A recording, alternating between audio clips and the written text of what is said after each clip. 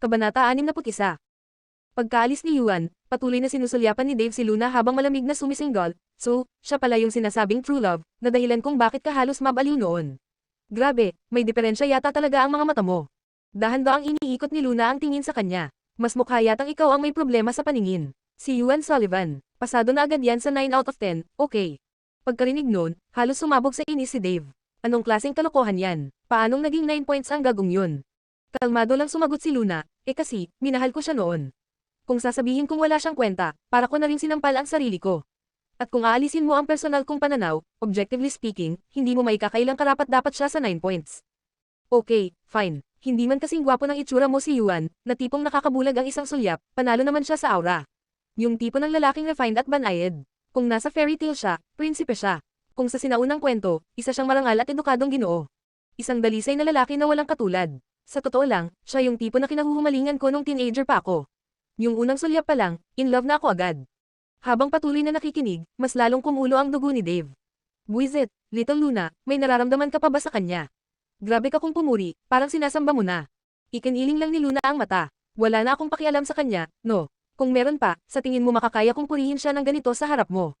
Anong klaseng IQ meron ka ba? Ang totoo, ang tinutukoy lang naman ni Luna ay ang Yuan sa alaala niya. Ang masayahin at perpektong binatilyong minahal niya noon, hindi ang Yuan ngayon.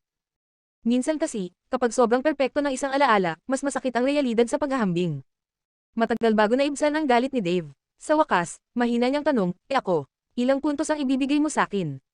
Hinaplos ni Luna ang kanyang baba habang nakatitig sa kanya. Sa ilalim ng sabik na tingin ni Dave, ngumiti siya at sinabing, 9.9 points. Sa itsura mo pa lang, pasado ka na agad dyan. Sa wakas, tila nahimasmasan si Dave. Hinawakan niya ang sarili niyang mukha, at mayabang ang ngiti, syempre naman. Mukha ko ang puhunan ko, no. Pero teka, bakit may bawas na 0.1? Tiningnan siya ni Luna na para bang may kaharap siyang siraulo. Kailangan pa bang itanong yan? E di dahil sa mababa mong IQ. Napamulagat si Dave. Hayaan na nga, dahil sa binigay niyang 9.9 points, hindi na siya makikipagtalo pa. May kumikislap na ningning sa mata ni Dave habang muli siyang nagtanong, si Lucas. Ilang points naman ang ibibigay mo sa kanya? Sa puso mo ngayon, anong klaseng lalaki siya? Si Lucas. Saglit na natigilan si Luna. Mahirap sagutin. Matagal siyang nag-isip bago nagsalita, hindi ko kayang husgahan ang dakilang Demon King. Kung tungkol sa type, siya yung tipo ng lalaki na pwedeng pagmasdan mula sa malayo, pero hindi kailanman pwedeng lapitan o paglaruan. Sa panlabas, mukha siyang kalmadong dagat, pero di mo alam kung anong klaseng lalim ang itinatago niya. Ang ganitong lalaki ay hindi mabasa. At kung magbabaka sakaling lumangoy ka sa lalim niya ng hindi handa, baka malunod ka na lang. Pagkarinig noon, medyo lamambat ang ekspresyon ni Dave. At least may natitira ka pang katinuan. Pero, bulong ni Luna sa sarili. Ano na naman? Sabik na tanong ni Dave. Sumandal si Luna sa upuan, saka ngumiti. Pero kung mamatay man akong ganun kadakila, okay lang. Worth it maging multo. Oh, buwisit ka, Little Luna. Ha, joke lang yun, joke lang. Huwag kang masyadong affected. Halos atakihin si Dave sa inis. Mukha yatang nagsasabi ka ng totoo sa bawat biro mo. Matagal ko nang hinala na may gusto ka kay Lucas. Gusto mo na bang matulog sa kama niya? May babae ba sa buong bansa na ayaw matulog kay Lucas? Balik tanong ni Luna, ang tono'y may halong biro at katotohanan. Lahat din naman ng babae sa buong bansa gustong matulog sa akin, pero ikaw, ni minsan hindi mo ko pinag-isipan ng ganun. Biglang litanya ni Dave. Bahagyang tumigas ang tono ni Luna habang sinagot ito, sinong nagsabing ni minsan hindi ko yun naisip. Bigla siyang napahinto, namutla si Dave, at kasunod nun, mabilis na namula ang mga tenga niya. At sa susunod na segundo, isang pigil ngunit malinaw na tawa ang sumabog mula kay Luna. Doon lang niya napagtanto na naloko siya, kaya't napuno ng kahihiyan at galit ang mukha niya. Luna Windsor, hintayin mo lang, hindi pa ko tapos sa'yo. Kung hindi lang siya conscious sa ibang taong nasa loob ng silid, baka nilundag na niya ito para gantihan. Nang makita ni Luna na tuluyan na niyang nainas si Dave, mabilis siyang kumaway ng pamamaalam at tumakbo papunta sa banyo. Ay, sobra yata ang inom ko ngayong gabi. Ganun naman siya tuwing lasing, mahilig mangasar, lalo na kay Dave, yung engget na yun na paborito niyang pagtripan. Matapos niyang maibsan ang tawag ng katawan, medyo hilo pa ring bumalik si Luna sa direksyong pinanggalingan niya. Kumakapa at paikot-ikot ang hallway ng hotel. Pakiramdam niya ay parang kalahating araw na siyang naglalakad bago sa wakas natagpuan ang silid. Pero nang ibukas niya ang pinto, tila nanigas siya sa gulat. Ang silid ay puno ng mga estranghero at mas malaki at mas marangya ito kumpara sa kwartong tinutuluyan ng buong cast at crew. Hindi sobra kung sabihin kumikislap sa karangyaan ng buong lugar. Pasensya na po, mali po yata ang kwarto. Mabilis na paghingi niya ng paumanhin at agad siyang lalabas na sana nang biglang may isang mataba at mamantikang kamay na dumakma sa pulso niya. Isang bibig na amoy alak ang halos damaykit sa pisngi niya. Aba, saan galing ang nawawalang tupa na to? Since nandito ka na, siguro naman meant to be to, di ba? Halika, Inom ka muna samin. Ang lalaking may hawak sa kanya, na ayaw siyang pakawalan, ay mukhang nasa edad 40 o 50. Mataba ang katawan, mapulang-mapula ang mukha, at punong-puno ng libog ang mga mata habang walang hiya siyang tinatitigan na para bang wala siyang saplot. Naglakbay ang tingin nito pababa, at huminto sa kanyang dibdib. Kabanata 62. Nagumpisa ang kaguluhan, puno agad ng ingay at kalaswan ang silid. Unang instinct ni Luna ay ihagis ito gamit ang shoulder throw, pero nang mapatingin siya sa paligid, nagulat siya sa mga mukha sa silid. Marami sa kanila ay pamilyar, mga taong madalas lumabas sa finance magazines. Nang suriin pa niya ng mabuti, Leche, kalahati ng top 10 richest men sa buong capital ay nandito sa kwartong to. Ang posibilidad ng nangyaring ito ay parang isang alipin na aksidenteng pumasok sa bulwagan ng emperador habang may morning assembly. Nakakatakot. Sa madaling salita, wala ni isa sa silid na ito na kaya niyang banggin, kaya agad niyang isinantibi ang ideya ng dahas. Mukhang hindi siya basta-bastang makakaalis ngayong gabi. At nangyari pa talaga ito habang lasing siya't hilo ang ulo. Halika na, ganda, pasok ka, patuloy na hila ng matabang lalaki, habang nilalamos ang kung anong madimpian ng kamay niya. Sa wakas, sa pamamagitan ng matinding pagpipigil, naialis ni Luna ang kanyang kamay mula sa lalaki at may magalang na tono, pasensya na po, sir. Talagang maling kwarto lang po to. May mga kaibigan pa po akong naghihintay sa akin. Biglang uminit ang ulo ng mataba. Punyeta ka, nagkunwari ka pa, kitang-kita namang sinadya mong pumasok dito. Dapat nga magpasalamat kapat napansin kita. Napamura si Luna sa loob-loob niya. Number 10 sa pinakayaman sa buong capital, ganito ang ugali. Nakilala niya ang matabang yun, si Mario Ferrer, chairman ng Crown Real Estate. Kilala sa pagiging bastos at malubag. Habang nagsasalita pa ito, muli siyang sinunggaban, hinahatak papunta sa sofa. Halos desperado na siyang mag-isip ng paraan ng pagtakas, nang bigla niyang maramdaman ang isang bigat sa kanyang balikat. Isang napakalamig ngunit pamilyar na presensya ang bumalat sa kanya, tila galing sa yelo, mahigpit na nakapulupot sa buong katawan niya. Ilang saglit pa, marahang ngunit may awtoridad na puwersa ang humila sa kanya paatras. At sa susunod na segundo, nakulong na siya sa isang matatag at mainit na yakap. CEO. CEO Ford, kanina'y halos hindi tigilan ni Mario si Luna, pero ngayon, bigla siyang nanigas. Ilang segundo lang ang lumipas, agad niyang pinilit magbago ng tono at ngumiti ng pakunwari, nagustuhan rin ba ni CEO Ford ang babaeng ito? Aba, kung ganun, please lang, mauna ka na. Ang lahat ng nasa silid na nakasaksi sa eksena ay hindi makapaniwala. Anong klaseng sitwasyon to? Tuwing dumadalo si Lucas sa mga social gathering, palagi siyang tila isang malamig at walang pakialam na lone wolf. Wala siyang interes sa babae, kahit gaano kaganda. Pero ngayon, talagang naakit siya sa isang babaeng lasing na aksidenteng pumasok sa maling kwarto. Hindi pinansin ni Lucas ang mga reaksyon nila. Sa sandaling iyon, iisa lang ang laman ng atensyon niya. Nakunat ang noon niya habang tinatitigan ang babaeng nakasandal sa dibdib niya, medyo pasuray-suray pa. Anong nangyari? Lou, napigil ni Luna ang sarili bago tuluyang mabanggit ang pangalan niya. Napatigil siya at pautal na sumagot, nagkamali ako ng pasok sa kwarto. Medyo madilim ang ilaw sa silid, kaya hindi niya napansin agad na naroon din si Lucas. Sa gitna ng dagat ng mga beer belly, ang presensya ni Lucas ay parang sariwang hangin. Kalmado, elegante, at malamig. Anong room number ninyo? Ihahatid kita. Hindi man lang niya nilinggan ang iba. Dir-diretso niya inakay si Luna palabas ng silid. Kanina lang, nakapikit siya at nagpapahinga. Narinig niya ang mga hiyawan sa silid pero hindi niya pinansin. Hanggang sa marinig niya ang pamilyar na boses ni Luna. Doon niya iminulat ang mata at nakita kung paano siya hinahatak ni Mario Ferrer, pati na rin ang panghihimasok nito sa katawan niya. Sa sandaling iyon, gustong-gusto niyang baliin ang kamay ng lalaki. Pero ayaw niyang takutin si Luna, kaya pinigilan niya ang sarili at piniling lumapit bilang isang estranghero upang mailigtas siya. Pagkalabas nila ng silid, saka palang nakahinga ng maluwag si Luna. Lucas, salamat. Kung hindi dahil sa'yo, baka napahamak na talaga ako kanina. Kung hindi uobra ang pakiusap, baka napilitan na siyang gumamit ng dahas. Anong masama sa gulo kung nando naman ako para ayusin yun? Sa susunod na may ganitong sitwasyon, huwag mong hayaan na madali kang samantalahin. May kabigatan ng boses ni Lucas habang pinagsasabihan siya. Napatawa si Luna at napabuntong hininga. Ay, ang sarap talaga ng may kakampi. Pero, kapag hindi na siya kailangan ni Little Treasure, at dumating ang panahong kailangan na niyang lisanin ang bahay ng mga Ford, magiging estranghero na lang ba sila ni Lucas? Hindi niya alam kung bakit, pero bigla siyang nakaramdam ng kirot sa dibdib. Magaan na ginulo ni Lucas ang buhok niya. Kaya kitang alalayan habang buhay, kung papayag ka lang. Pinilit ni Luna na itaboy ang mga bawal na isipin sa ulo niya. Okay nako, kaya ko nang bumalik mag-isa. Sigurado ka bang kaya mo mag-isa? Hindi mo kang kumbinsido si Lucas. Ayos lang, ayos lang. Bumalik ka na sa loob. Kumaway si Luna habang paatras na naglalakad. Alam ni Lucas na naroon ang production crew nila para sa dinner. Kaya naman tinanggap niya ang paanyaya ng mga taong naroon kahit hindi naman niya talaga gusto ang party. Alam din niya kung anong room number ang kinaroroonan ni Luna. Kaya nang makita niyang lumalakad ito sa maling direksyon, napailing siya. Hay, babae talaga, mabilis niya itong sinundan at sa ilang hakbang lang ay inabutan na. Sige na nga, ihahatid na kita. Anong room number mo? 811. Ang 8,011, hindi dito ang daan. Hinawakan niya si Luna at tinakay sa tamang direksyon. Hindi tumigil si Lucas hanggat hindi niya ito naihatid sa mismong pinto. Pumasok ka na, at huwag kang mag-ikot-ikot mag-isa. Kung kailangan mong magbanyo, isama mo ang isa sa mga kasama mo. Kung wala ka ng mahayla, okay lang kahit si Dave ang tanungin mo. Paf, si Dave, sasamahan siya sa banyo. Nakuha ko na, salamat sa personal na paghatid, Big Boss Ford. Tumawa si Luna habang gumuhit ng heart sign gamit ang mga kamay. Napangiti si Lucas, at lahat ng madidilim na iniisip niya kanina ay tuluyang naglaho. I-text mo ko kapag paalis ka na mamaya. Sabay na tayong umuwi. Kabanata 63. Pagkabalik ni Luna, saka lang nakahinga ng maluwag si Dave. Bakit ang tagal mo? Akala ko nahulog ka na sa inidoro. Mas malala pa, sagot ni Luna habang umuupo at samando sa sofa, may bakas pa rin ng takot sa mukha. Nahulog ako sa lungga ng mga lobo. Lasing ka na ba? Umusli ang kilay ni Dave. Anong ibig mong sabihin? Pumasok ako sa maling kwarto. Puno yun ng mga bigatin sa lungsod, tapos may isang matabang many office na pilit akong kinabig at pinainom. Anong sabi mo? Biglang nagbago ang ekspresyon ni Dave. Mabilis niyang sinuri si Luna mula ulo hanggang paa, halatang nag-aalala. Paano ka nakatakas?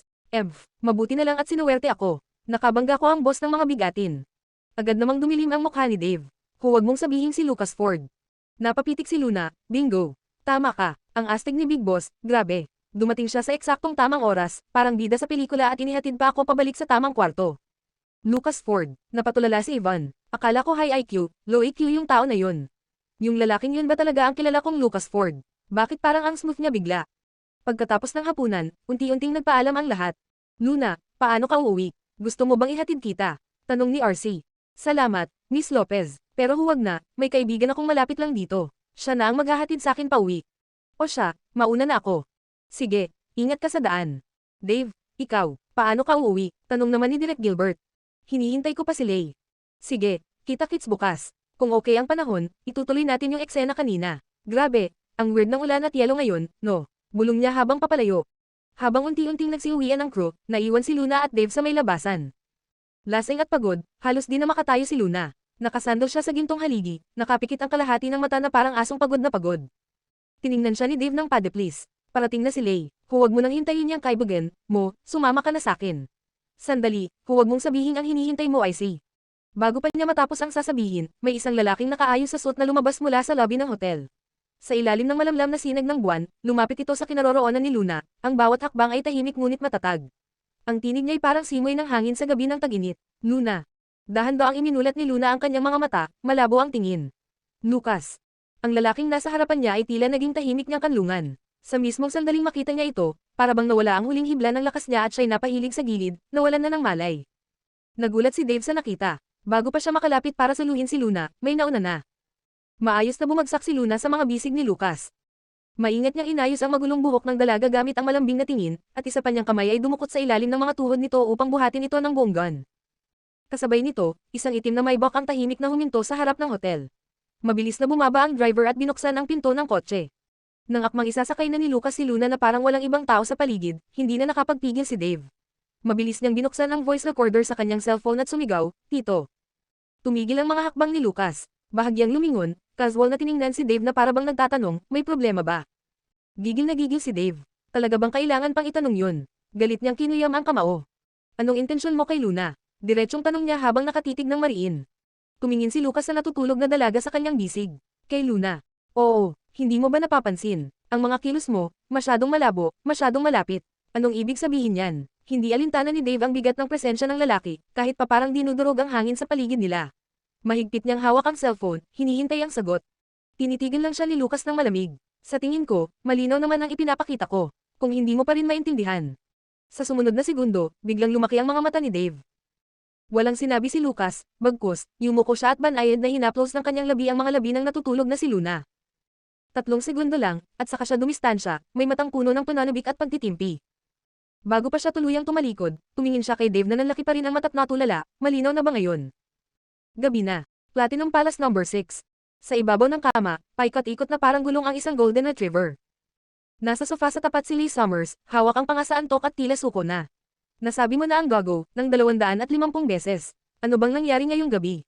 Agad na nagninggas ang galit sa mga mata ni Dave. Kahit ang kanyang mga pangil ay tila kumislap sa lamig. Huwag mong banggitin ang 250 sa harap ko. Ako na nga mismo ang buong 250. Sabi ni Luna, yung huling 0.1 daw, binuwas pa dahil mababa IQ ko, at tama siya. Put Angina, ang tanga-tanga ko. Walang lunas, para saan pa ang voice recording? Bakit hindi ko naisip ang mag-video? Bakit? Napangiwi si Lay, wala siyang kahit ideya kung anong kinababaliwan nito ngayon. Pero may isang bagay siyang alam, tuwing nagkakaganito si Dave, siguradong may kinalaman kay Luna. Dave, gusto mo pa bang balikan si Luna? Nanigas si Dave, parang tinamaan ng kidlat. Balikan yung bruha na yon. Ako, sira na lang ako, dahil sa kanya, may bangungot pa rin ako hanggang ngayon.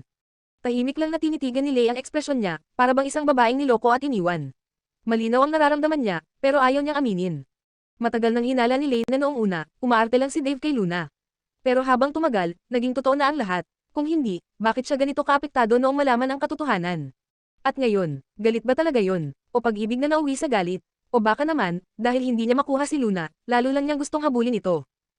Habang patuloy pa ring nagwawala sa kama si Dave, biglang tumunog ang cellphone niya sa may yulunan ng kama. Wala siyang gana sumagot, kaya si Lay na mismo ang dumampot nito at tumingin. Tatay mo. Napaupo bigla si Dave, si Papa. Matagal na silang hindi nagkakaayos ng ama niya, lalo na tumutol ito sa pagpasok niya sa showbiz. Kaya bakit bigla itong tatawag sa 10 oras ng gabi? May bahagyang kaba sa dibdib niya habang sinasagot ang tawag. Wala nang paligoy-ligoy, hindi man lang siya bumati. Diretso ang tanong, malamig ang boses, anong kailangan ng CEO Thompson sa akin sa ganitong oras? Mula sa kabilang linya, narinig niya ang isang buntong hininga, pagod, at malungkot. Dave, umuwi ka na, malapit nang bumagsak ang kumpanya. Nagbago ang mukha ni Dave sa isang iglap. Anong ibig mong sabihin? Anong nangyari? May especially iya sa loob, nagkaproblema sa partnership natin sa HN. Ngayon, wala na akong mapagkatiwalaan, ikaw na lang ang natitirang maaasahan ko. Dave, kaya mo bang panoorin na lang na nabubuwal lahat ng pinaghirapan ko buong buhay? Halos pakiusap na ang tono ni Juan Thompson. Lalong humigpit ang hawak ni Dave sa telepono. Hindi ako aalis sa entertainment industry. At sinabi ko na sa'yo, hindi ko kukunin ang kumpanya mo. Dave, hindi ko naman sinasabing iwan mo ang showbiz. At nasa iyo na kung gusto mong magpatuloy o hindi. Ang hinihingi ko lang, konting oras, konting tulong. Matigas si Dave, pero ngayong naririnig niya ang boses ng dating halimaw sa bahay, ang lalaking palaging naghahari-harian, ngayon humihingi ng tulong sa himig ng isang taong nawalan ng lahat, hindi niya magawang tanggihan agad. Kaya sa halip na sabihin, hindi, nagpaikot-ikot siya. Busy ako ngayon, hayaan mong pag-isipan ko muna. Pagkababa ng tawag, agad siyang tinanong ni Lay, puno ng pag-aalala, may nangyari ba sa kumpanya ng tatay mo? Sabihin mo lang kung kailangan mo ng tulong. Pwede nating ayusin ang schedule mo. Masakit ang ulo ni Dave. Pero paano naman yung mga pelikulang tinatapos ko? Huwag mong sabihin kailangang i-cancel lahat ng yun. Sandaling nag-isip si Lay bago magbigay ng pagsusuri. Hindi naman kinakailangan. Ang Land Under Heaven ay isang pelikulang nasa sinaunang panahon ng setting, kaya maraming malalaking eksena ang kailangang ayusin. Matagal pa bago ito matapos ng buo. Pwede kong kausapin si Direk para ilipat sa pinakadulo lahat ng eksena mo. Kami na ang bahala sa posibleng abala o abiso sa pagitan ng panahong yun. Sigurado akong papayag si Direk Gilbert. Napakamot sa ulo si Dave, halatang balisa. Mukhang yun na lang ang magagawa natin. Lintek, bakit parang sunod-sunod ang malas ko lately? Yung partnership sa HN, dapat final na yun. Walang dapat maging problema, pati ba naman yung kissing scene sa gitna ng taginit, bigla pang umulan ng yelo. Habang patuloy siyang nagsasalita, mas lalo niyang nararamdaman na may mali. Hanggang sa tuluyan siyang napamura at sinuntok ang kutsan. Fuck you, Lucas Ford, sobrang kapal ng mukha mo. Kabanata 64. Sa loob ng tahanan ng mga Ford. Pagkarating ni Lucas habang bitbit si Luna na lasing, agad siyang sinalubong ng tingin ni Little Treasure. Puno ito ng pagsisi at tahimik na panunumbat. Maingat na inihiga ni Lucas si Luna sa kama, saka humarap sa anak at tinaasan ng kilay, para magpaliwanag. Hindi ako ang nagpainom sa kanya. Pero nanatili ang nanunambot na tingin ng bata. Napabuntong hininga si Lucas, sige na nga, kasalanan ko pa rin. Dapat inalagaan ko siya ng mas mabuti. Sa wakas, napawi ang Simongot ni Little Treasure nang makita ang tapat na tono ng ama. Tumakbo siya papunta sa banyo, at makalipas ang ilang saglit, bumalik siyang may dalang mainit na basang bimpo. Hinubad ang sapatos, saka mabilis na umakyat sa kama. Maingat siyang lumuhad sa gilid ni Luna, at sinimulang panasan ang mukha nito. Matapos sa mukha, sunod niyang nilinis ang mga kamay. Tila isa siyang anak na masunurin at maalaga, seryoso at tapat ang bawat kilos. Habang pinagmamasdan ng ama ang anak, dama niya ang kasiyahan sa puso pero kasabay rin ito ang isang buntong hiningang may bahid ng lungkot. Ni minsan, hindi niya naranasan ang ganoong pag-aalaga mula sa sariling anak. Oh, ang sakit ng ulo ko, mahinang ungo ni Luna. Napakagatlabi si Little Treasure. Agad siyang yumuko at hinaypan ang noo ni Luna, para maibsan ang sakit. May kumislap sa mga mata ni Lucas. Tiningnan niya ang anak at marahang nagsalita, bahagi ng trabaho ni Tita Luna ang pag-inom. Hindi ko pwedeng pakialaman yun. Pero ikaw, baka ikaw ang makakumbinsi. Sa kanya na maghinay-hinay. Nakikinig siya sa'yo. Napangiti ng kaunti si Little Treasure, parang may naitalagang misyon. Tumanggaw siya ng mariin, seryoso ang mukha at handa sa tungkulin. Kinabukasan. Pagmulat ng mata ni Luna, bumungad sa kanya si Little Treasure sa tabi ng kama. Nakatitig ito sa kanya na parang isang principal na may disiplina sa mata. Agad siyang napaupo. Aba, darling, anong nangyari? May masamang balita ba? Grabe ka makatingin, para ka ng daddy mo. Sabay kurot sa pisngi ng bata, hindi mapigil ang matawa. Pero seryoso pa rin si Little Treasure. Mabilis niyang inilabas ang isang notebook at nagsimulang mag-flip ng mga pahina. Napanganga si Luna. Gumuhit si Little Treasure ng educational comics na may mga ilustrasyon kung paano sinisira ng alak ang puso, dugo, buto, tiyan, pancreas, atay, at kung ano-ano pa. Pagkatapos ng presentation, tinitigan siya ng bata, matalim pero puno ng pag-aalala. Napakamot si Luna. Darling, actually, hindi naman ganun kasama ang alak gaya ng iniisip mo. Alam mo ba, nakakapagpababa yan ng bad cholesterol, nakakataas ng self-confidence, nakaka-activate ng brain power, minsan nga, pang-diet pa. Habang nagsasalita, isa-isang binibilang ni Luna ang mga sinasabi niya gamit ang mga daliri. Alam niyang nag-aalala lang ang bata, pero hindi rin siya makakapangakong hindi naiinom, lalo na sa industriyang ginagalawan niya. Pagkarinig ni Little Treasure sa paliwanag, agad siyang napasimangot. Napuno ng galit at may pagkadismaya ang kanyang mga mata. Walang imot na tumalikod at mabilis na lumabas ng silid. Oy, teka lang, don't go, bulong ni Luna, sabay kamot sa ulo, hindi alam kung matatawa ba o mahihiya. Pagkalipas ng ilang sandali, matapos magayos ni Luna, bumaba na siya ng bahay. Tulad ng nakagawian, binati niya ang Little Bun, "Hey, good morning, darling." Pero hindi siya pinansin ni Little Treasure. Sa halip, tumalikod ito at iniangat pa ang baba sa isang mayabang pero sobrang cute na paraan. Nagtaas ng kilay si Lucas na kasalukuyang nakaupo sa hapagkainan habang nagbabasa ng dyaryo. Binigyan niya ng tanong na tingin si Luna. Nag-aaway kayo. Habang kinakamot ang ilong, si Luna ay napangiti ng pilit. Tinangkang kumbansihin ni Little Treasure na tigilan ko na ang pag-inom. Nang sinabi kong may mga benepisyo rin ng alak, nagalit siya. Tumango si Lucas. Ngayon ay malinaw na sa kanya ang nangyari. Napaisip si Luna, at agad nakahanap ng kakampi. Lucas, pwede mo ba akong tulungan na kausapin si Little Treasure? Marami namang benepisyo ang pag-inom, di ba? Dahil kailangan ding uminom ni Lucas sa mga social gatherings, inaasahan ni Luna na kampi ito sa kanya. Tumingin si Lucas sa kanan, kay Luna na puno ng pag-asa ang mukha. Tapos, lumingon siya sa kaliwa, sa anak niyang kitang-kita ang pagkainis. Tumikim siya ng bahagya, totoo namang may benepisyo ang pag-inom. Agad na napatalon si Luna. Oh, ayan na, Little Bun. Tama ako, di ba? Pero nilinggan lang siya ng Little Bun na may halong panlulumo at pagsuwi ang tingin. Siya pa mismo ang nagudyok kay Daddy kagabi, pero ngayon, isang pakiusap lang ni Tita Luna, kumampi na ito sa kabila. Traidor, walang prinsipyo. Napansin ni Lucas ang sulyap ng anak, parang binansagan siyang traidor. Kaya napilitan siyang ituloy ang kanyang paliwanag. Ngunit, mas malaki ang pinsala ng alak kaysa sa benepisyo nito. At kailangan mo pa rin kontrolin ang dami. Kaya hanggat maaari, iwasan dapat ang pag-inom maliban na lang kung talagang kailangan. Dagdag pa niya, sinusubukan ko na rin ngayong tumigil sa pag-inom. Pagkarinig nito, napadapa si Luna sa mesa, para bang iniwan ng sariling hukbo. Big Boss, akala ko makakampi kita. Maya-maya, tinanggap na rin niya ang katotohanan na magkasangga ang Big Bun at Little Bun laban sa kanya. Tinaas niya ang kamay, parang sumusuko. Sige na, susubukan kong uminom ng mas kaunti. Hindi na ako magyayabang ng lakas sa pag-inom, hindi na ako makikipagtagayan, at titigil ako bago pa malasing. Patawarin mo na ako, darling. Tinitigan siya ni Little Treasure, parang sinusuri kung totoo ang kanyang sinasabi. At nang makumpirma niyang sincero ito, marahan niyang iniunat ang kanyang maliit, chubby na kamay at tinapik ang ulo ni Luna gaya ng ginagawa nito kapag pinupuri siya. Para bang sinasabing, good girl. Napatawa si Luna, hindi niya alam kung matatawa ba o maiiyak. Pero higit sa lahat, napuno ng init at ligaya ang puso niya dahil sa pagmamalasakit na iyon. Binuhat niya ang Little Bun at hinalikan ito. Grabe, darling, kahit galit ka, ang cute mo pa rin. Lalo kitang minamahal araw-araw, anong gagawin ko? Kumikinang ang mata ni Little Treasure. Obvious na masayang-masaya siya. Samantala, si Lucas na araw-araw na nakakasaksi ng mga sweet scenes na ganito. Ang anak niya, simpleng cute lang, kuha na ang lahat ng gusto. Siya, kailangan pang dumaan sa madaming pagsusubok, kahit simpleng halik.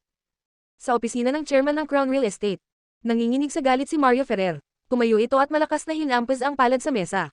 Imposible yan. Noon pa man, ganyan na ang sistema natin, wala naman reklamo ang Ford Corporation. Bakit ngayon lang nagkaproblema? Balisa ang manager, may mga pagbabago raw sa loob ng Ford Corporation. Mas mahigpit na raw ngayon ang quality control. Kailangan nating hintayin ang opisyal nilang tugon.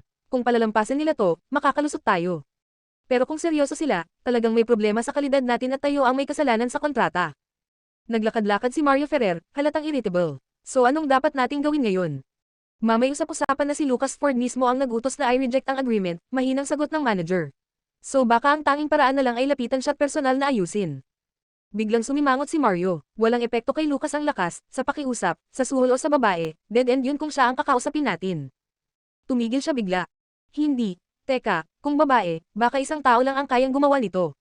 Kabanata 65.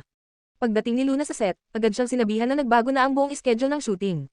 Ang dahilan, nag-leave si Dave dahil sa isang problema sa pamilya. Ang taong yun, kayang umungot ng kalahating araw sa kahit anong bagay na wala namang kwenta, pero ngayong may seryosong nangyari, ni isang salita wala siyang sinabi sa akin. Dahil dito, agad siyang tumawag kay Dave. Hindi maganda ang tono ng lalaki. Bakit ko naman kailangan sabihin sa'yo? Hindi ba't galit ka sa'kin kasi iniistorbo kita? Hindi ba gusto mong wag na akong makialam sa'yo? Hindi ba gusto mong lumayo ako? O ayan, nakuha mo na ang gusto mo. Uminit ang ulo ni Luna. Dave Thompson, kumain ka ba ng pulbure? Ramdam ang pagkabugnot kay Dave ang galit sa sarili, galit sa katangahan niya. Pero sa huli, pinilit niyang pakalmayan ang sarili bago nagsalita, nasa kumpanya ako ng dad ko ngayon, parang aso akong tumatakbo buong araw. Hindi ako makaalis sa gulo. Kung may oras ka mamaya, mag-login ka sa game. May pinadala akong regalo, happy birthday. At saka, may ipinadala akong file sa email mo. Bahala ka kung maniniwala ka o hindi. Hanggang dyan na lang, bye. Nilinggan ni Luna ang phone niya, this fellow, may halong inis at pagkabahala. Sa sandaling iyon, lumapit si Direk Gilbert. Luna, siguro narinig mo na ang tungkol kay Dave. Dapat sana itutuloy natin yung kissing scene nyo ngayon, pero pinalitan na natin. Ikaw at si Snow ang may eksena ngayon, isang confrontation. Ipapadala ko sa iyo ang updated schedule. Tumanggo si Luna. Noted, Direk. Pagkaalis ng direktor, naghanap siya ng tahimik na lugar sa ilalim ng puno at naupo roon para basahin ang script.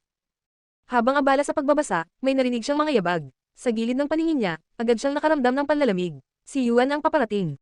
Si Yuan din ang naghatid kay Snow sa set kanina. At dahil kaarawan ni Snow, nag-leave ito sa trabaho para samahan siya buong araw. Halos mabaliw sa inggit ang mga babae sa set. Walang ganang makipag-usap si Luna. Tiningnan lang niya ito ng diretso, na parabang nagtatanong kung may kailangan ba siya. Iniabot ni Yuan ang isang malamig na inumin. Maingat itong nagtanong, Luna, pupunta ka sa birthday party ni Snow, di ba? Hindi tinanggap ni Luna ang inumin. Tiningnan niya ito na parang tinititigan ng isang taong walang bait. Sigurado ka bang gusto mong itanong yan?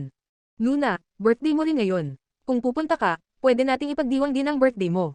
Kinausap ko na si uncle at aunt tungkol dito, at pumayag naman sila. Napairap si Luna. Ay wow, salamat sa sabay na pagdiriwang ng birthday ko. Napakunot noo si Yuan at napabuntong hininga. Luna, parang hindi na kita kilala. Kailan ka babalik sa dati mong sarili, yung mabait at maunawain? Lahat ng nangyari noon, kasalanan ko. Kung hindi dahil sa akin, hindi gagawin ni Snow yun. Kung may dapat sisihin, ako na lang. Wala namang kasalanan si Snow. Ilang taon na siyang nabubuhay sa guilt. Gusto lang naman niyang patawarin mo siya. Sana makapunta ka. Guilt. Napangisi si Luna, parang nakakarinig ng isang malaking biro. May guilt siya dahil inagaw niya ang lugar ko. Dahil ninakaw niya ang mga magulang ko. Dahil tinulugan niya ang lalaki ko. Aba, kung ganun, ang dami nga niyang dapat ika-guilty. At wag mong banggitin na mabait ako noon, hindi ako mabait. Isa akong dakilang tanga. Biglang pumangit ang ekspresyon ni Yuan. Pero nagpakatatag siya at nagpatuloy, Luna, basta't pumayag kang patawarin si Snow, kahit ano, gagawin ko, maliban sa pagtestigo sa korte. Tumaas ang kilay ni Luna. Sigurado ka? Tumanggo si Yuan. Sigurado ako. Ibinaba ni Luna ang hawak niyang script at tiningnan si Yuan ng malamig. Sige, sa birthday party mamayang gabi, gusto kong hiwalayan mo si Snow. Kumpara sa lahat ng kahihiyan at sakit na tiniis ko noon, hinihingi ko lang na iwanan mo siya. Sa palagay mo, hindi pa ba yan sapat na kabaitan at pangunawa? Bahagyang namutla si Yuan. Luna, bagay na yan. Luna, isang hikbi ang biglang narinig mula sa likuran. Boses ni Snow. Nakakrus ang mga braso ni Luna habang nagsalita ng parelax, anong ginawa ko? Galit at may halong awa ang tingin sa kanya ni Snow. Tama nga ako, hindi mo pa rin kayang kalimutan si Yuan. Kaya ganyan mo ako kamuhian dahil inagaw ko siya sa'yo. Pero bakit kailangan mong maging ganito kasama, ganito ka selfish, para lang paghiwalayin kami? Ni hindi ka naman mahal ni Yuan. Anong silbi ng lahat ng to? Nang makita ni Yuan na halos hindi na makahinga si Snow sa emosyon, dali-dali siyang lumapit para tapikin sa likod at pakalmayan ito. Snow, honey, wag ka munang magpaka-stress. Siguro naman, hindi sineryoso ni Luna ang sinabi niya. Ngumiti si Luna habang pinagmamasdan ang dalawa na parang nagpe-perform sa isang walang kakwenta-kwentang drama. Aba, hindi ko yun sinabi ng pabiro. Maliban na lang kung hindi mo rin sineryoso yung sinabi mo kanina na gagawin mo kahit ano para sa akin. Honey, tingnan mo siya. Naghisterya na si Snow habang umaasang makakuha ng simpatiya. Nakiusap na tayo sa kanya ng buong kabab ang loob, pero siya. Lahat na lang pinapahirap niya sa atin. Hindi mo naman talaga balak pumayag sa ganyang kabastos na hiling, di ba? Huwag kang mag-alala, malumanay na hinimas ni Yuan sa ulo si Snow, pagkatapos ay tiningnan si Luna na may pagkadisgusto. Sorry, Luna, pero hindi ko yan pwedeng gawin. Doon na napagod si Luna sa pagpapanggap. Napasimangot siya, at sa isang iglap, ang mga mata niya ay tila punyal. Kung ganun, lumayas ka sa paningin ko. Luna, anong klaseng ugali yan? Kung may kasalanan man, ako yun. Wala tong kinalaman kay Yuan. Paano mo siya magagawang tretuhin ng ganyan? Depensa ni Snow. Pumalakpak si Luna, parang naaaliw. Nakakaiyak ang pagmamahalan nyo. Pero sige na nga, Snow, kung kaya mong ibuwis lahat para kay Yuan at talagang gusto mong bayaran ang lahat ng kasalanan mo, dapat willing ka ring gawin ang kahit ano, di ba? Napakunot noo si Snow sa narinig. Ramdam niyang may patibong sa mga salitang yun, pero wala siyang ibang pwedeng sagot kundi, oo. Anong gusto mo? Nagkunwaring nag-isip ng matagal si Luna habang sinusuri si Snow ng mabuti. Sa huli, nagsalita siya, kung ganun, ayos lang na hindi ka iwan ni Yuan. Pero kapalit, bibitawan mo ang pagiging panganay na anak ng pamilya Windsor. Babalik ka sa Logan family sa Springwind Town at mamumuhay bilang si Snow Logan. Kapag nagawa mo yun, quits na tayo. Anong masasabi mo? Nanlaki ang mga mata ni Snow, parang may narinig siyang nakakakilabot. Napailing siya ng mariin. Hindi, imposible. Luna, paano mo nagagawang maging ganito kalupit? Gusto mo ba talaga akong palayuan sa mga magulang ko? Sa tahanan ng kinalakihan ko ng higit 20 taon. Nainis na si Luna at iwinagayway ang kamay na parang pinapalaya si Snow. Sige na, tama na ang drama mo. Ang pangit mong umarte, nanlalamig talaga ang mata ko. Paulit-ulit ko nang sinasabi, layuan niyo ako. Pero kayong dalawa pa rin ang laging lumalapit, umiiyak, humihingi ng kapatawaran, at gustong ibigay ko raw ang kahit anong hiling ko. Pag binigay ko na, para kayong sinuntok sa sikmura, ang sama mo, Luna, wala kang puso, ang walang hiya mo. Anong klaseng paghingi ng tawad yan? Ang babait niyo lang kapag hindi apektado ang sarili niyong interes. Kapag ang hinihingi ko ay labas sa inyong comfort zone, bigla kayong masusuka sa pagkabigla. Kaya ito lang masasabi ko sa inyong dalawa. Nanlamig ang boses ni Luna, at sa isang salita ay tuluyan na niyang ibinagsak ang pinto.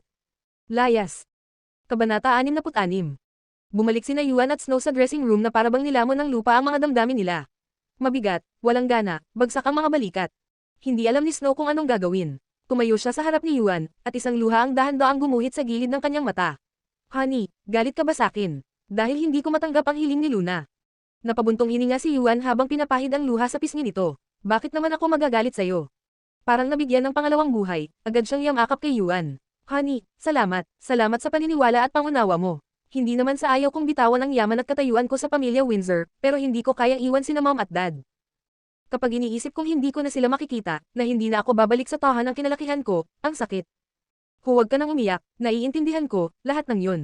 Mahinang tinapik ni Yuan ang likod nito at napabuntong hininga. Napaka-inosente ko, akala ko, siya pa rin ang dating Luna. Snow, ipinapangako ko sa'yo, mula ngayon, hindi ko na siya hahayaang saktan ka. Hindi kita hahayaang apihin niya. Honey, tinitigan siya ni Snow na punong-puno ng paghanga. Yamakap siya sa batok ng lalaki at inilapit ang labi niya sa kanya. May mga tao pa, paano kung may makakita? Ano naman, ikaw ang boyfriend ko, di ba? Pakyut na sagot ni Snow habang umupo sa kandanggan niya. Dahan-daang hinagod ng mga daliri niya ang dibdib ng lalaki at isa-isang tinanggal ang butones ng suot nito. Hey, Luna, kung makita mo kayang natutulog ako sa lalaking gusto mo, ano kaya ang mararamdaman mo? Sa loob ng ilang sandali, maririnig ang mga daing at hingal mula sa dressing room.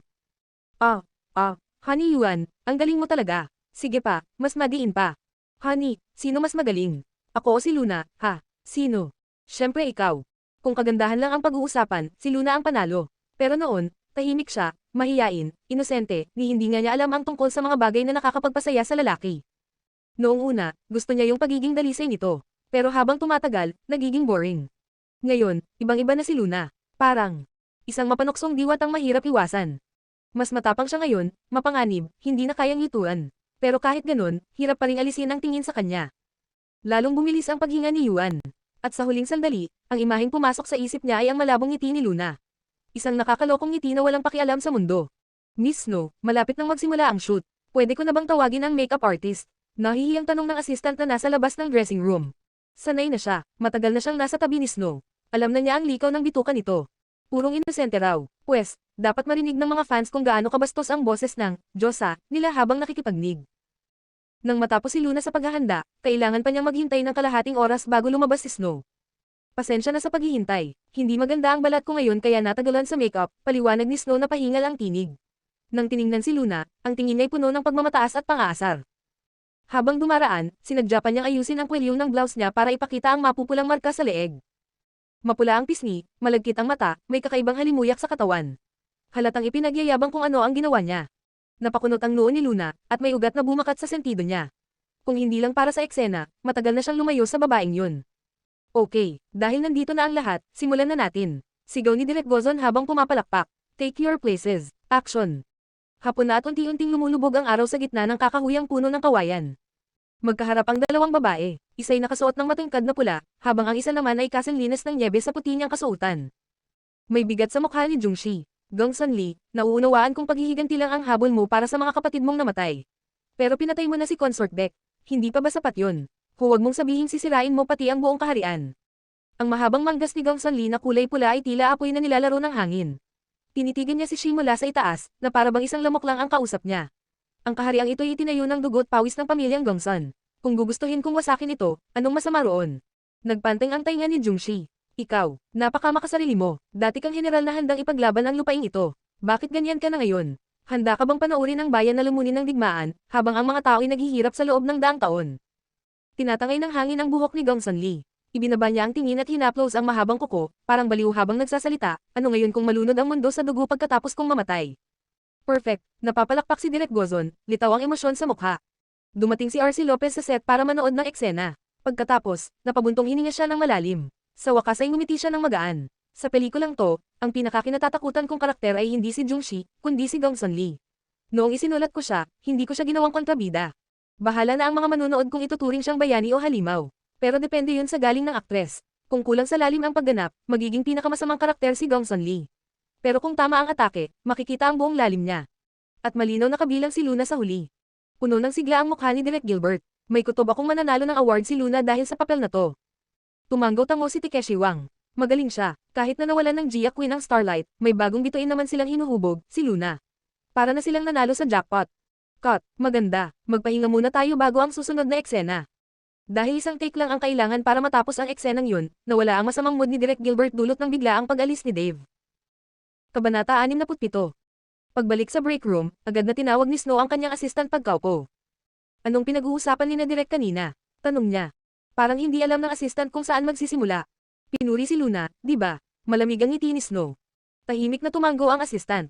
Sinabi ni Direk Gozon na napakahusay ng pag-arte niya. Ayon kay screenwriter Lopez, ginawang bida ni Luna si Gongsun Li. Pati si producer Wang pinuri siya, sabi pa nga mas lalayo raw ang mararating niya kaysa kay Jia Queen. At si Direk Gozon. Ano pa, singit ni Snow, nanlilisik ang mata. Sinabi niyang may posibilidad daw na manalo ng award si Luna sa papel niya, halos hindi marinig ang tinig ng assistant. Mariing hinampos ni Snow ang armrest. Napakayabang. Ngayon, awards na rin lang ang basehan. Sa panahon ngayon, hindi ka mananalo ng award kung wala kang koneksyon. Kahit manalo pa siya, hanggang best supporting actress lang siya. Hindi ba't siya lang ang ginawang panangga ko sa pelikula? Agad namang sumang-ayon ang assistant. Tama po kayo, Miss Snow. Nagtatampisaw lang siya sa mapang akit na papel, paano niya kayo matatalo? Hindi bulag ang audience. Medyo lamambot ang ekspresyon ni Snow, pero nanatili pa rin ang dilim sa mga mata niya. Binaba niya ang boses. Yung plano natin dati, oras na para isakatuparan yun. Napasinghap ang assistant pero agad na tinakpan ang bibig. Talaga bang itutuloy natin? Delikado to. Paano kung? Tumigil ka nga dyan. Kung sinabi kong gawin mo, gawin mo. Mariing utos ni Snow. Sige po, pupuntahan ko na po siya. Doon biglang lumitaw si Yuan, may halong pag-aalala sa mukha. Honey, ayos ka lang ba? Parang namumutla ka. Agad na nagpalit si Snow ng ekspresyon nang makita si Yuan, naging mahinhin at parang nanunokso. Ikaw kasi, pinagod mo ako. Ikaw nga tong nangaakit, sagot ni Yuan, napakamot ng ulo, waring walang magawa. Pagkatapos, iniangat niya ang mga bitbit na plastic bag. Bumili ako ng lugaw na may manok para sa'yo, para makabawi ka ng lakas. Tigilan mo na nga ang kakareklamo na pagod ka. Ang kulit mo talaga. Kasunod agad ng eksena kanina ang susunod na kuha. Isang labanan sa gitna ng kakahuyan. Nang makita ni Jungshi na tuluyan ng nawalan ng bait si Gongsun Li at hindi na maaaring pakiusapan, nagdesisyon siyang tapusin na ang lahat. Ang patayin si Gongsun Li para maiwasan ang mas malalang kapahamakan. Matapos turuan ng martial arts instructor ng higit 2 oras, halos kabisado na nina Luna at Snow ang mga galaw. Noong una, balak sana ng direktor na gumamit ng stunt doubles, pero dahil mahusay si Luna sa martial arts, at minsan na ring naging stunt double, hindi na siya kailangan palitan. Nais naman ni Snow na siya mismo ang gumanap sa eksena. Natural lang na pumayag si Direk Gilbert, dahil gusto niyang mailabas ang pinakamahusay na resulta. Inayos ng professional stunt team ang mga harness nila. Matapos ang ilang ulit na pag-check, nagsimula na ang shooting. Patay na si Gongsun Li. Pumikit si Jungshi habang nagsasalita, halatang may dalamhati at panghihinayang. Ang nakatayo sa harapan niya ay hindi na si Gongsun Li, kundi isang magandang bangkay na may dalang panganib, isang sandatang gigiba sa kaharian. Sa sumunod na saglit, nanlilisik ang mga mata ni Jungshi sa galit. Hinugot niya ang espada sa baywang at sumugod kay Gongsun Li. Parang alam na ni Gongsun Li ang gagawin niya. Nakatayo lang siya roon ng tahimik. Nang ilang pulgada na lang ang layo ng espada mula sa kanyang ilong, saka lamang siya kumilos. Itinukod ang mga daliri sa lupa at lumipad pa atras, tila ibong lumilipad, upang iwasan ang pag-atake. Bumuga ng malamig na hangin si Jungshi habang muling humawak sa kanyang espada. Kalmado lang si Gongsun Li habang umiiwas. Para siyang pasang naglalaro sa isang daga. Hanggang sa dumampot na rin siya ng espada mula sa kanyang pulang kasuotan at sumugod na pabalik. Ang kanyang galaw, matalim at mabangis. Sa loob ng 10 galaw, lugmok na agad si Jungshi. Ilang ulit na halos mahulog siya mula sa mga sanga ng kawayan. Bagamat may kakayahan sa espada si Jungshi, wala siyang binatbat sa isang veteranong general na nakipaglaban sa libo-libong sundalo, Dr. Gongsun Lee. Nagkamali si Jungshi sa pag-aakala. Akala niya, kumupas na ang kakayahan ni Gongsun Lee sa tagal ng kanyang pananatili sa palasyo. Pero huli na nang ma-realize niya na hindi pala ito dapat maliitin. Sa wakas, nagsawa na si Gongsun Lee sa laro, lumamig ang kanyang tingin, saka itinutok ang espada sa dibdib ni Jungshi, gaya ng bagyong may puwersa ng 10,000 sundalo. Shriek! Tunog iyon ng matalim na talam na tumagos sa laman. Napahawak sa dibdib si Jungshi, baka sa mukha ang matinding sakit. Tulad ng saranggolang naputulan ng sinulid, bumagsak siya mula sa langit, sa ibabaw ng kakahuyang kawayan. Ang susunod na kuha sana ay close-up ng ekspresyon ni Gongsun Lee. Abang na abang si Direk Gilbert sa pag-arte ni Luna pero may napansin siyang kakaiba.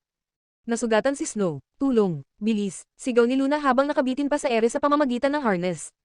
Sandaling napako sa lugar ang lahat. Tila hindi agad nakaproseso ang crew pero nang makitang hindi iyon linya ng script at totoong duguan si Snow, agad nagkagulo ang buong set. Nang may baba mula sa wire, agad lumapit si Luna at pinisil ang sugat sa dibdib ni Snow na walang tigil sa pagdurugo. Bilisan nyo, tumawag kayo ng ambulansya.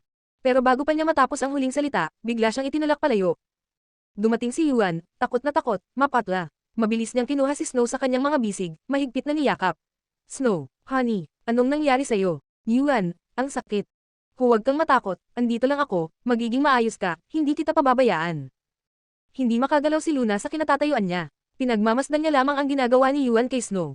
Ha, maayos naman ang pagkakasundot ko sa kunwaring sugat niya, tapos bigla niya na lang akong itinulak, at ngayon nakatingin ka lang habang dumudugo siya na parang nasa telenovela ka. Baliw ka na ba? Adik ka na ba sa overacting? Kung hindi lang dahil sa mas mahalagang bagay, baka nasigawan na niya si Yuan habang nakapamaywang pa. Anong nangyari? Galit na tanong ni Direk Gilbert habang papalapit, halatang abot na sa leeg ang inis. Napabuga ng hininga si Luna at pinisil ang tulay ng ilong. Naramdaman ko kagad na may malinong tumama ang espada. Hindi umurong ang talam. Dapat sana ay props lang iyon. Isang uri ng espada na umurong kapag tumama sa kahit anong bagay. Hindi niya inasahan na mangyayari ang ganitong aksidente. Mula sa likod ng kamera, nanlilisik sa galit si Direk Gilbert. Nasaan ang prop director? Lumabas ka riyan. Ilang beses ko bang sinabi sa'yo na siguraduhin mong maayos ang gamit? Hindi tayo pwedeng magka-problema. Paano ka ba nagtatrabaho? Nagmadaling dumating ang prop director, pawis na pawis at namumutla. Direk Gozon, maayos po yung espada noong huli kong tingnan. Wala pong dapat na maging problema. Pak.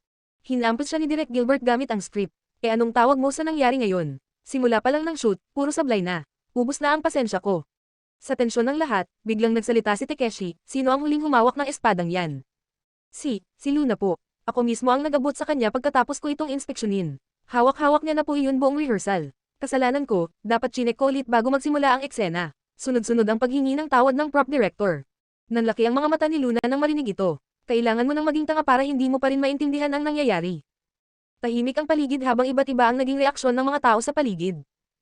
Matalim ang tingin ni Direk Gilbert sa prop director, bago niya tiningnan si Luna na may halong duda, galit, at pagkalito. Sa huli, pinigil niya ang sarili at mariing nagsalita, sa susunod na lang to. Dalhin muna siya sa ospital. I lockdown ang buong set. Bawal kumalat ang balita. Kabanata 68. First People's Hospital. Habang ginagamot ang sugat ni Snow, nasa loob si Yuan at alalang-alala. Sa labas ng kwarto, nakasando si Luna sa malamig na pader ng ospital, habang mabilis na nag-iikot ang mga gears sa isip niya. Tunay ngang karapat-dapat si Snow sa bansag na reyna ng kawawang inosente. Pati ang mga paawa effect niya, level next gen. Hindi ba siya natakot na baka hindi mapigilan ni Luna ang saksak at tuluyan siyang mapatay? Buti na lang at kaagad siyang huminto nang maramdaman ang kakaiba sa espada. Dahil doon, mababaw lang ang sugat. Gasgas lang, kumbaga, pero hindi ang sugat ang problema kundi ang magiging epekto ng insidenteng ito. Ang pinakaimportanteng dapat niyang gawin ngayon, patunayan ang sarili niyang walang kasalanan. Malalim pa sa pag-iisip si Luna nang biglang may narinig siyang papalapit na mga yabag. Mabilis at mabibigat, pagangat niya ng ulo. Pak! Isang malutong na sampal ang damapo sa pisngi niya. Sumunod agad ang hapding parang apoy na kumalat sa balat niya. Walang hiya ka, paano mo nagawang saktan si Snow? Kung may galit ka, sakin mo ibaling. Ako ang nagpanatili sa kanya sa pamilya Windsor, ako ang nagmahal at nag-aruga sa kanya. Anong kasalanan ni Snow sa'yo? Sigaw ng bagong dating, halatang nasa rurok ng emosyon, parang kinakalaban ng mortal niyang kaaway. Pinunasan ni Luna ang dugo sa gilid ng kanyang labi, sa kadahan daw ang iniangat ang ulo. Tahimik niyang tinitigan ang babaeng nasa harap niya. Elegante, marangya, may dignidad sa panlabas, pero puno ng puot ang tingin. Ito ang kanyang ina, si Ingrid Smith. Sa likod nito, naroon ang kanyang ama, si Maximo Windsor. Ang ekspresyon nito, walang ibang ipinapakita kundi pagkasuklam. Kung may mangyaring masama kay Snow, hindi kita mapapatawad. Nasa harap niya ngayon ang 2 taong dapat sana'y pinagmumulan ng kanyang lakas. Ang kanyang sariling ina at ama. Pero mula simula hanggang ngayon, ni minsan hindi nila tinanong ang buong istorya. Paglapit nila, puro galit, paninisi, at pananakit. Maraming salita si Luna na pwede niyang ibato pabalik, mga katagang kayang paikutan ang mga utak nila sa galit. Pero sa mga sandaling ito, parang naubos ang lahat ng lakas niya. Tahimik lang siyang tumitig, malamig, puno ng panlalamig at hinanakit ang mga mata na tila bang sinasabi. Sino talaga ang walang puso? Walang hiyakang nilalang. Anong klaseng tingin yan? Galit na singgol ni Maximo. Paikot na sana ang bunganga niya sa sobrang init ng ulo, nang bumukas ang pinto ng silid mula sa loob.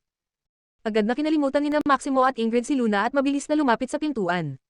Yuan, kamusta na si Snow? Ayos naman siya sa ngayon. Pwede na kayong pumasok, sagot ni Yuan, halatang pagod ang boses. Pagkatapos ay tumingin siya kay Luna, ang mga matay mabigat, habang pinagmamasdan ang namumulang pisngi nito. Agad namang sumubsob si Ingrid sa tabi ng kama ni Snow, punong-puno ng pag-aalala habang sinusuri ito mula ulo hanggang paa. Anak ko, kamusta ka na? Masakit ba? May masama ka bang nararamdaman? Sabihin mo kay Mommy. Mahina ang ngiti ni Snow, Ma, okay na ako. Sabi ng doktor mababaw lang ang sugat. Hinaplos ni Ingrid ang buhok nito ng buong lamang. Babae ka, anak, tapos may sugat na ganyan na mag-iiwan pa ng peklat. At sinasabi mong okay ka lang. Kung lumalim pa yun kahit kaunti, baka hindi ka na humihinga ngayon. Ang babaeng yun, anong klaseng hayop siya? Paano niya nagawang gawin to sa'yo tinuturing mo pa naman siyang ate?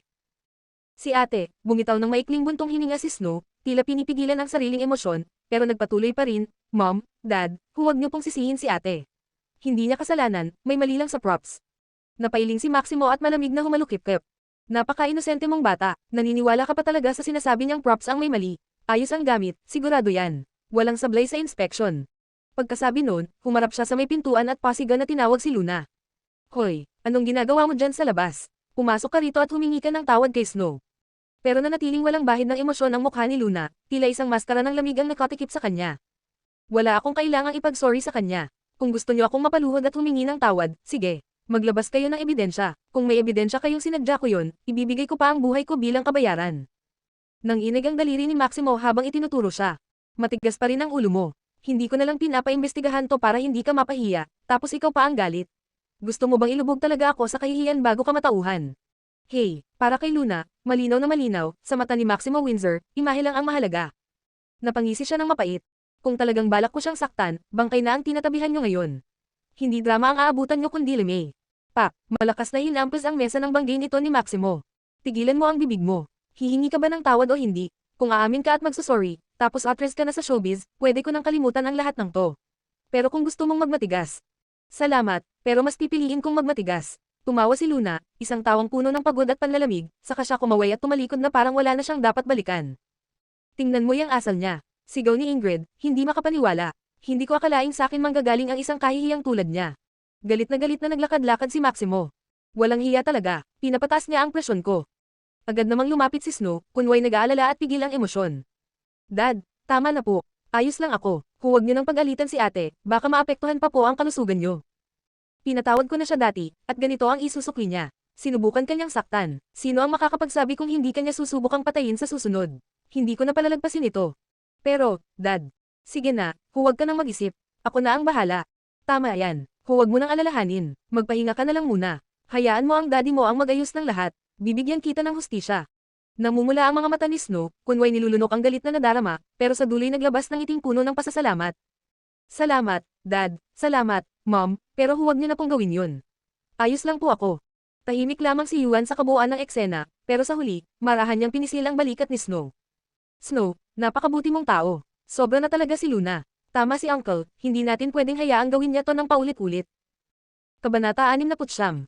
Paglabas ni Luna ng ospital, hating gabi na. Madilim ang kalangitan, walang mga bituin, ni anino ng buwan. Pailan-ilan lang ang mga sasakyan at taong nasa lansangan. Kahit ayaw niyang aminin, kahit pamagaspang at halatang minadali ang plano ni Snow, nagtagumpay pa rin ito.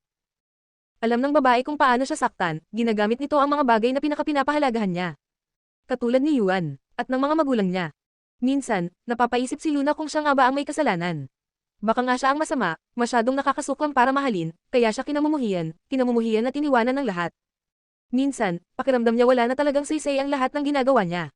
Lahat ng pagpupursigi at pagsusumikap para saan? Para kanino? Kahit makamit pa niya ang lahat ng gusto niya, may pakialam ba ang sinuman? Mag-isa lang naman siya.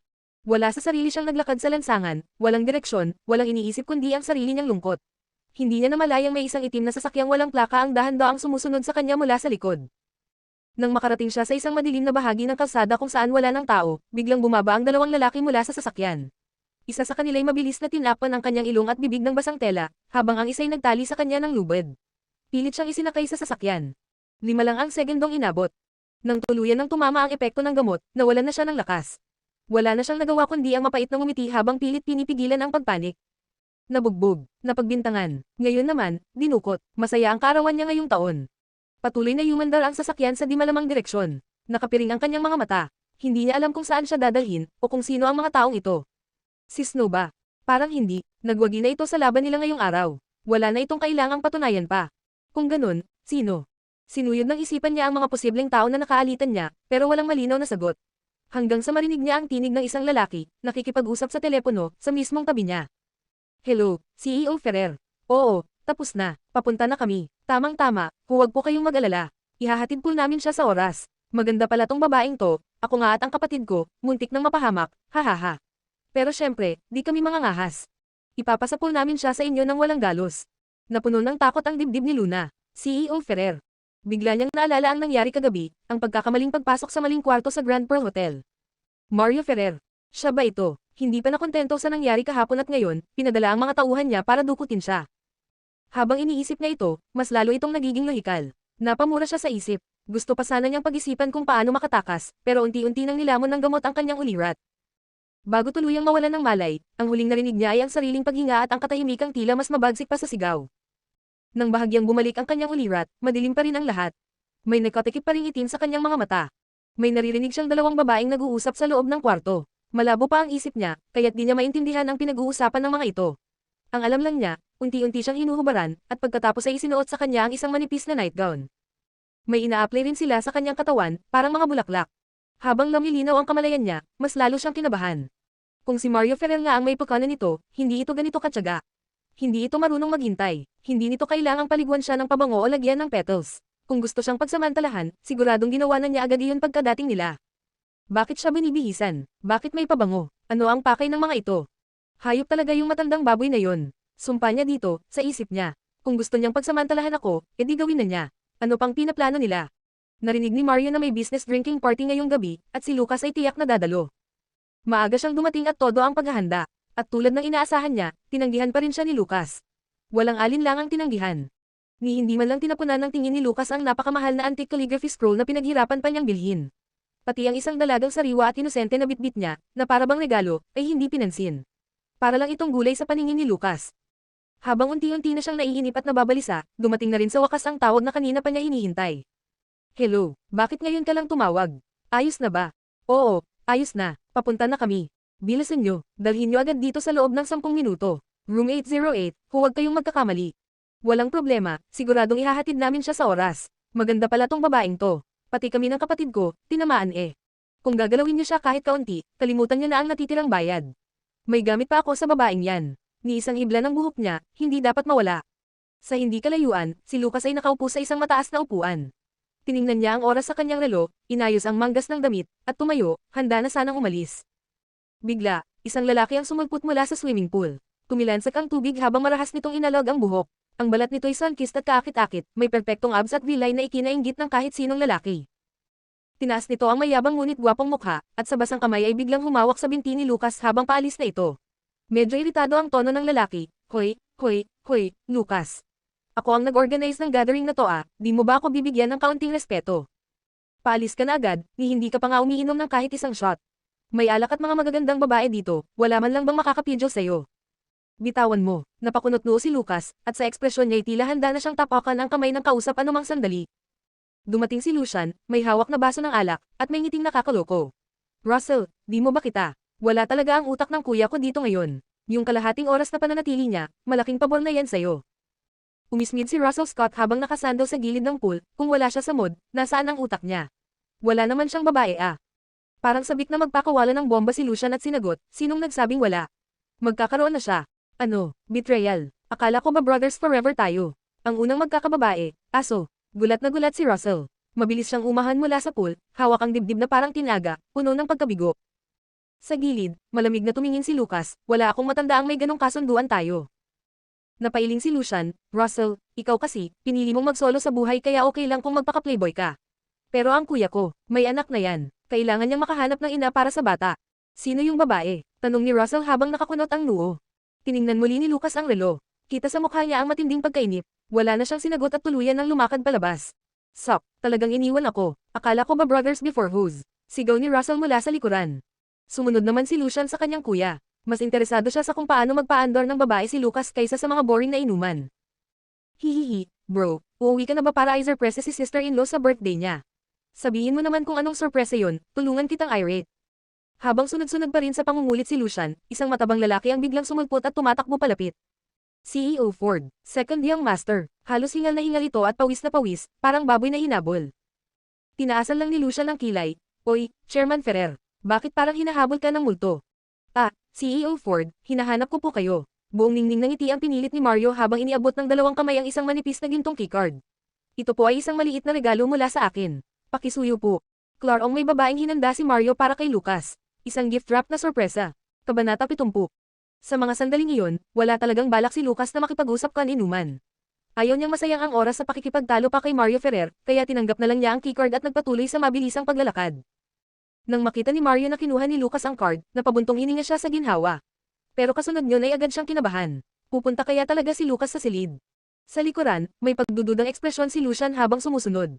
Oy, bro, mukhang malakas talaga magnet mo sa babae. Mukhang napraning na si Mario Ferrer nang hindi ka gumana sa lahat ng suhol niya, kaya nilabas na ang ultimate weapon. Siguradong maganda yung babae sa kwartong yun.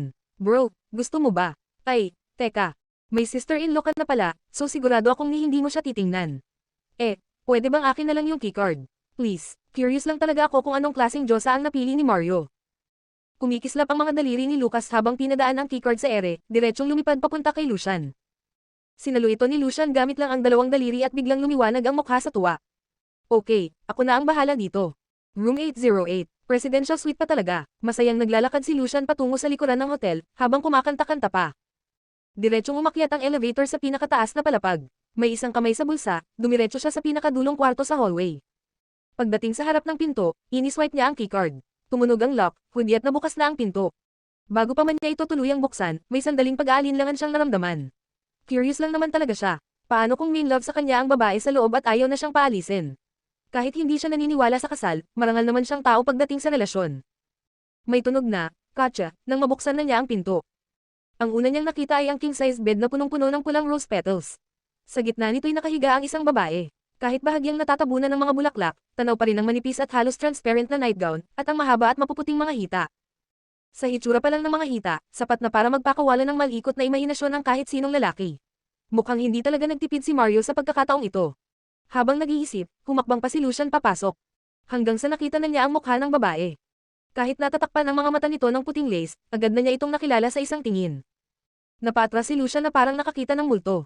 Kumulabog ang katawan niya sa pinto sa sobrang gulat. Agad niyang sinarado ang pinto at kumari pa ng takbo pababa ng hagdanan na parang hinihila ng bagyo.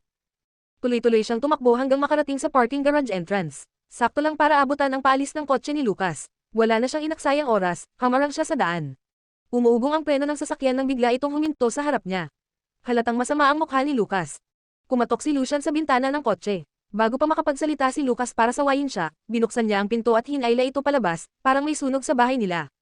Bro, bilis, sumama ka sa akin. Ano na namang problema to? Sobrang importante. Promise, life and death situation. Maintindihan mo rin pag nakita mo. Isa lang ang mahalaga sa akin ngayon. Alam ko, gusto mong makita si sister-in-law, di ba? Ito nga, may kinalaman sa kanya to. At dahil doon, hindi na nagtanong pa si Lucas at agad siyang sumama. Mabilis silang bumalik sa Presidential Suite 808. Tinitigan ni Lucas ang pinto sa harap nila na para bang isang yelo ang niluluto sa paningin. Ang tingin niya kay Lucian ay nagsasabing, mas mabuting may maayos kang paliwanag kung bakit ka biglang nabaliw at kinaladkad mo ako rito. Pinunasan ni Lucian ang mukha at mahinang nagsalita habang binubuksan ang electronic lock. Pumasok ka na lang, tignan mo kung sino ang nasa loob. Sa sandaling marinig niya iyon, bahagyang nagbago ang ekspresyon ni Lucas. Sa isang iglap, parang alam na niya ang katotohanan. Maaari kayang, ang babae sa loob ng silid ay si. Sa susunod na segundo, mabilis na inilapat ni Lucas ang kamay sa pinto at agad itong binuksan. Isang sulyap lang at napatigil siya, tila nawala ng saysay ang lahat ng iniisip niya. Mabilis na napuno ng malamig at nakakakilabot na tensyon ang hangin sa paligid. Ang tingin ni Lucas kay Lucian ay tila matutulis na punyal. Tiningnan mo. Napapikit si Lucian sa takot, halos damaykit na siya sa pinto habang mahina ang pagkakasagot. Kung hindi ko tiningnan, paano ko malalamang si sister-in-law pala yun? Huwag mo namang pagsilosan, bro. Wala naman akong nakita, puro bulaklak at damit lang. Tsaka kung hindi ko siya nadiskubre dahil sa kakulaitan ko, baka kung anong nangyari sa kanya ngayong gabi. Sa totoo lang, kung tutusin, mas malaki pa nga ang nagawa kong tama kaysa mali. Bukod kay Little Treasure, saan ka pa makakahanap ng assistant na ganito ka-reliable? Ako na talaga. Lumayas ka. Yes, sir. Salamat po sa awa, mahal na Ginoo. Agad na naglaho si Lucian, para bang may multo siyang tinakbuhan. Alam niyang ang pagka-curious ay parang lason pero kahit ilang ulit na siyang napahamak dahil dito, hindi pa rin siya natuto. Pagkaalis ni Lucian, agad pumasok si Lucas sa loob ng kwarto at isinara ang pinto. 10 hakbang pa lang ang layo niya sa kama, pero parang biglang nagdilim ang mundo. Sa ibabaw ng puting kama, nakakalat ang mapupulang bulaklak. Sa gitna nito, nakahiga ang isang babae na animo porselanang nilalang. Bahagyang natatakpan ang kanyang balat, at ang mga pilikmatay nanginginig sa ilalim ng puting lace. Ang manipis na damit sa kanyang katawan ay basang-basa sa pawis, at mahigpit na nakadikit sa kanyang balat. Ang maliliit na daliri sa paa ay nakapilipit sa tensyon at takot. Isa iyong matinding pagsubok para kay Lucas, na matagal nang pinipigilan ang sarili. Nanuyo ang kanyang lalamunan. Ang kwelyo ng kanyang damit ay tila kumikitil sa kanya. Inabot niya ang kanyang kurbata at marahas itong niluwagan. Dahil siguro sa ingay na likha ng kilos na iyon, biglang nanginig ang babae sa kama. Pilit siyang gumapang palayo gamit ang maliliit na kilos. Pero mukhang nadroga siya, wala siyang lakas, 2 sentimetro pa lang ang naigagalaw niya, pero halatang ubos na agad ang kanyang enerhiya. Hinahabol niya ang kanyang hininga, at ang kanyang dibdib ay mabilis na umaangat bumababa. Ang buhok sa kanyang sentido ay basa sa pawis. Para iyong patak ng tubig sa nagbabagang mantika. Tila wala sa sariling gumalaw si Lucas, parang may pumipilit sa kanya habang dahan-dahan siyang lumalapit sa kama. Naramdaman ng babae ang presensya sa kanyang tabi. Kinagat niya ang labi niya ng sobrang higpit, halos duguin na ito, at ginamit ang natitirang lakas para muling gumapang paalis. Parang wala sa sarili, inabot siya ni Lucas. Sa wakas, natupad niya ang matagal ng pinapangarap, ang mahipo ang balat na matagal na niyang ninanais. Mainit na mainit ang temperatura ng babae, para bang ang init ay gumapang mula sa kanyang daliri, pinapaso siya. Pero sa susunod na segundo, biglang sumakit ang daliri niya. Mariin siyang kinagat ng babae. Agad na lumabas ang dugo mula sa kanyang daliri. Nang makita niya ang madugong labi ng babae, nakabalot sa kanyang daliri, kahit ang sakit ay tila naging matamis. Pakiramdam ni Lucas ay mababaliw na siya. Pero imbes na matauhan, ang sakit ay tila lalo pa siyang nadarang. Ngunit ilang saglit pa, biglang nawalan ng lakas ang babae. Ang walang laman, desperadong ekspresyon sa kanyang mukha ay tila isang baldeng malamig na tubig na ibinuhos sa kanya at doon siya tuluyang natauhan. Ano ba tong ginagawa ko? Alam niyang takot na takot ito. Alam niyang bawat segundong nakagapos siya sa dilim ay puro paghihirap. Mabilis niyang inabot ang tali ng lace sa mga mata ng babae at tinanggal ito. Nang matanggal ang takip, marahas na nanginig ang pilikmata ng babae. Dahan-dahan niyang iminulat ang mga mata, tila isang eksena sa slow motion, kung saan magigising ang isang magandang nilalang matapos ang libong taon ng mahimbing na pagkakatulog.